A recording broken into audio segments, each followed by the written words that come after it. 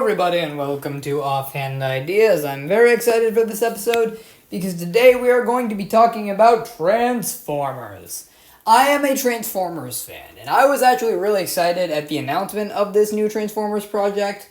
And if you saw my video last week, I discussed a lot of my opinions on it, and I'm going to do my full review. This will contain spoilers, so please watch the movie and get back to this when you're done watching the movie. So before we get into it, please like, comment, subscribe, and let's get into it.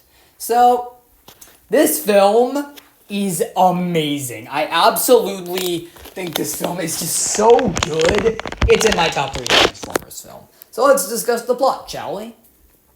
This movie revolves around Optimus Prime, or should I say Orion Pax, it starts off as he goes into a room full of Cybertronian VHS tapes, and he plugs one in, and it describes the origins of Primus and the original Primes, which is basically just the creation of all of Cybertron and the Transformers. So, I thought this was really well done. I thought this was really cool. And after that, he gets chased by a bunch of guard Transformers who say he's not allowed to be back there, and after the chase, we meet Brian T. Henry's Megatron. Megatron is known as D16 in this film, and Megatron and Optimus are actually really good friends throughout the film, and that they just have a good bond. And when they go to their job, which is they are mining bots, if you haven't seen from the trailers, they work with Alita 1, voiced by Scarlett Johansson, and they accidentally get her fired one day on the job while they're trying to save another one of their colleagues. And after this, they are humiliated and they want to do great things, like their lord, their hero, Sentinel Prime, who is the last one of the primes that they think even exists. So to do this, they join basically the Transformers version of the Indy 500 to prove themselves, and they lose at the end, sadly, which that's kind of sad. And then they are sent to Waste Management, where they meet the man, the myth, the legend, Bumblebee. And I will say it. Megasatron. And speaking of that, there are a lot of jokes that I forgot to mention, because I'm trying to keep this quick. There was a middle finger joke that I was so surprised got in the film. But it wasn't the full middle finger, it was just like a tiny bit of it, so it kept the PG rating, which is good. And yeah, I just love that joke because he kept repeating it. And the jokes in this movie are just so funny, I really like them. And after that, in one of Bumblebee's, after they meet Bumblebee, they find out that in the scrapyards, and after killing Bumblebee's good friend and my personal brother, my brother-in-arms, Steve! Rest in peace, Steve. You're my brother. You're me and Mark's brother. We loved you. Rest in peace. We hope you find joy on the other side. Let's have a moment of silence. So anyway, oh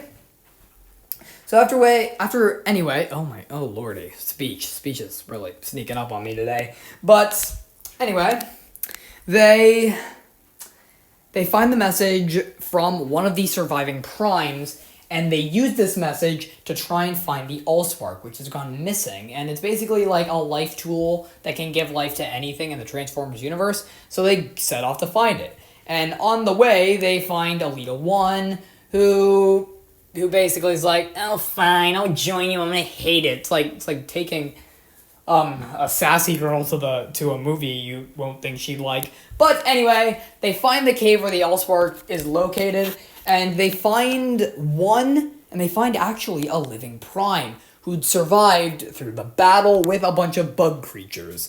And the scene where he sees all of his friends dead, that was so sad. I felt so bad for the elder Transformer. I felt so bad for him. And he basically says Sentinel Prime further exposition. Sentinel Prime is literally just the Transformers. He's their leader. He's the only remaining Prime, but this Prime, who was a colleague to Sentinel Prime and all the other Primes, he says Sentinel Prime actually was the reason that they all died. Because he made a deal with an alien race to give that alien race Energon, which is basically a way of life for the Transformers. And during the battle with this alien race, Sentinel killed them all. On screen, stabbing them, shooting them, tearing their heads off. That, I'm sure, ticked a lot of families off, because that scene made my jaw drop. And I'm sorry to say, this is not the most violent scene in the film. There are much more violent scenes. But after this, he says that they need to stop Sentinel Prime from doing this. And so, how he does this is that he gives them transformation cogs. And if you don't know, that Optimus, Alita, Bumblebee, and Megatron, and a lot of the other mining bots too, were all born without transformation cogs. Transformation cogs, if you don't know, are the sole thing in the Transformers that gives them the ability to transform into cars and vehicles and planes. And they get their cogs, transform, and Optimus realizes that Megatron's getting a little more violent. A bit more violent. But then after that, they all get captured by not Sentinel Prime, but the future. Right now they're another name, I forgot what it was. The future Decepticons. Starscream was there, Soundwave was there, and Something Wave was there. Oh Lord, that was so cool, because I am a Starscream mega fan. And he's actually voiced by the guy who played Francis E. Francis in The Boss Baby. So that was kind of cool. I actually really dug that. I really like that. I think his voice fits Starscream. Cool. And he explains that they have the same goals as Megatron. They want to off Sentinel Prime, but not in the good guy type way, like send him to jail and that's it. No, they're pretty, to the bar that they want to full-on kill Sentinel Prime. They want to kill him. They want to see him dead. And Megatron relates to these guys, but then there is an ambush by Sentinel, and he captures Megatron and Bumblebee. And Optimus is really sad. And he's really sad that, he failed, and that Sentinel Prime may kill all of them. And Alita, who has been incredibly annoying so far, literally just says throughout her emotional speech to cheer Optimus Prime up, "I'm better than you." The guy is sad, Alita. I don't think the thing you should say is, "I'm better than you." Who taught you? I think she has to go back to speech class. I think she has to learn how to, help people with their emotions, because, I don't think that's the way to do it. But it cheers Optimus Prime up for some reason, and they go back to free Bumblebee and Megatron, but in this time, Sentinel does the despicable. And so Sentinel learns that Megatron loves the most powerful Prime, and turns out when he killed Megatron's favorite Prime, he stole his cog for himself and said, "You love him so much? Why not have his symbol on you forever?" So he literally scars Megatron with that Prime's sign. And that was scary. That actually, scared me a tiny bit. And then Optimus and Alita, they both come in and save Megatron and Bumblebee. And Megatron goes full at Sentinel.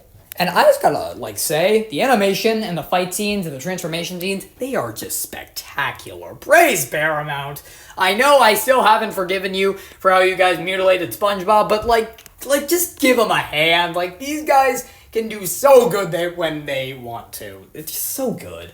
And that's when Optimus realizes that, this is going a bit too far, because in this time, they actually just showed that Sentinel is evil to the citizens of Cybertron.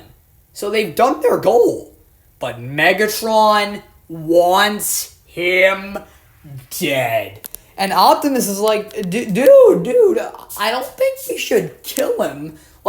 Have a heart. I mean, I think he should just pay for his crimes. But Megatron, he wanted him dead, and he didn't care who he had to get through to kill him. And he pointed his gun at Sentinel, who was on the ground, and Optimus leaped in front of him and took a blow.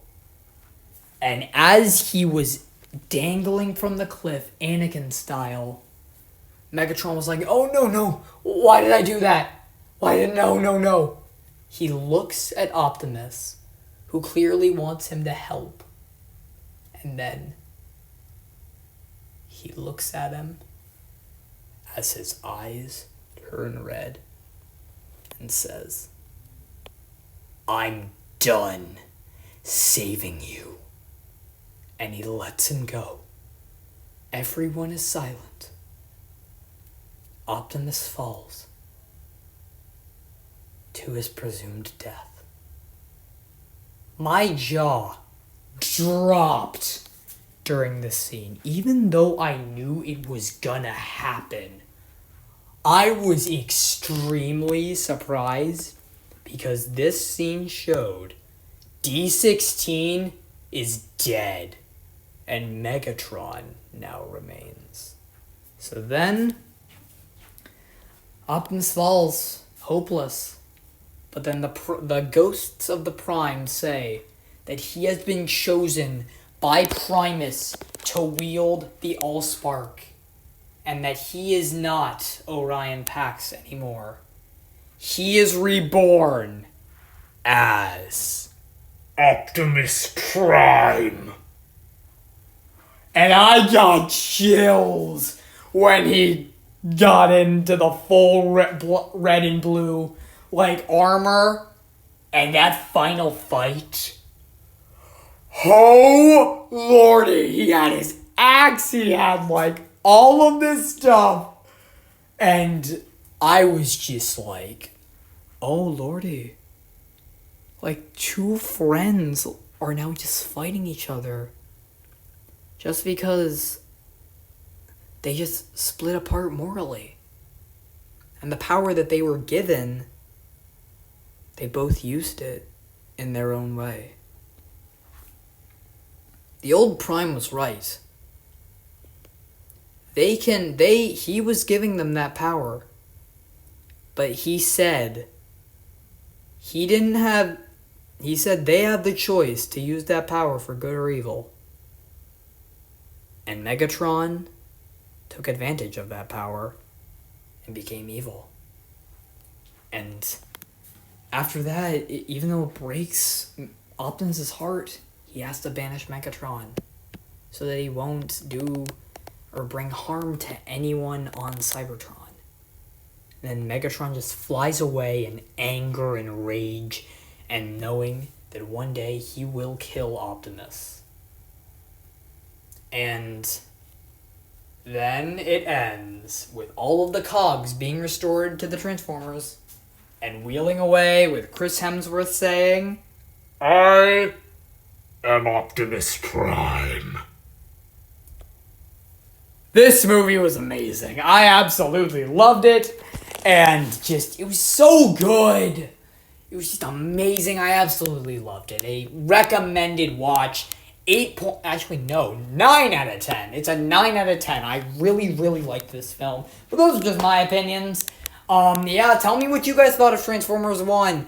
And like always, I will see you all in the next one, everybody. Bye-bye!